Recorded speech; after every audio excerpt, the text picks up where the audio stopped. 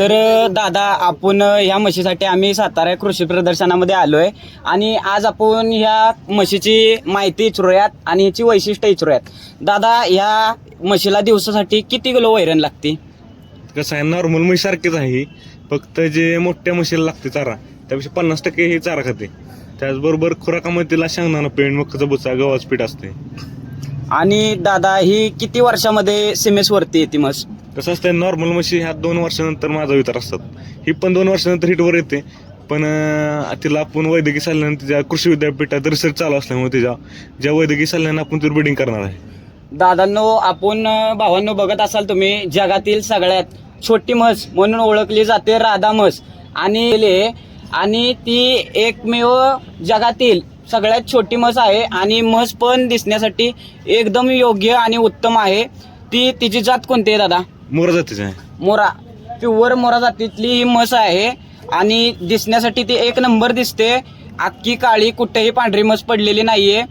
अख्खी काळी कुठं म्हस दिसते आणि दिसण्यासाठी पण ती योग्य आहे. तरी दादा अजून हिची वैशिष्ट्य तुम्ही काय सांगू शकता?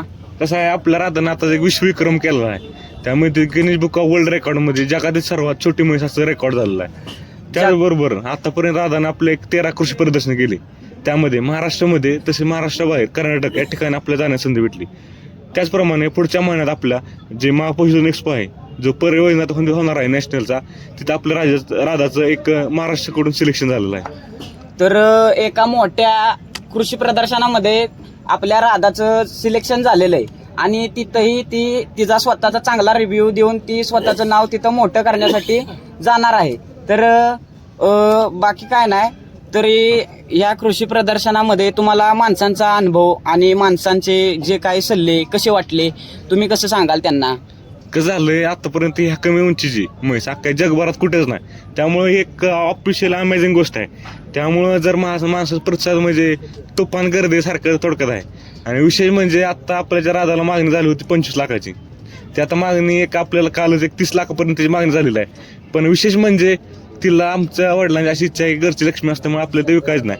आणि महत्त्वाचं म्हणजे तिचं पुढच्या महिन्यात एक नॅशनलला सिलेक्शन झाल्यावर तिला बाहेरच्या देशात जाण्याची, आपल्या इंटरनॅशनल जाण्याची संधी भेटलेली आहे. तर भावांनो बघू शकता, कोणत्याही माणसाला देखील दुसऱ्या देशात जाण्यासाठी संधी भेटत नाही.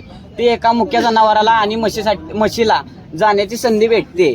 आणि वर दादा दाखव की पब्लिक बघ, की ते पब्लिक हे बघण्यासाठी खूप आलेलं आहे आणि रोजच हे पब्लिक येत होतं आणि त्यांचा रिव्ह्यू पण चांगल्याला भेटलेला आहे. तरी धन्यवाद दादा की तुम्ही आम्हाला माहिती सांगितल्याबद्दल. आता विशेष म्हणजे काय झालेलं आहे, आता महाराष्ट्रामध्ये गिनीज वर्ल्ड रेकॉर्डमध्ये पहिलेच वर्ल्ड रेकॉर्ड आहे आपल्या म्हशीचं, राधाचं. ते मान मिळवलं आहे आपल्या महाराष्ट्रानं आता. त्याचबरोबर जगात एक ह्या वर्षाचं आपलं गिनीज वर्ल्ड रेकॉर्ड पहिलेलं आहे. विशेष म्हणजे काय होतंय, आपलं ह्याच्यामुळं जे आपलं सातारा जिल्ह्याचं तसे महाराष्ट्राचं आपल्या देशाचं नाव एक जागतिक पातळीवर कसं नेण्याचं, युनिक गोष्टी आपल्या देशाकडून मांडण्याचा आपला प्रयत्न राहील.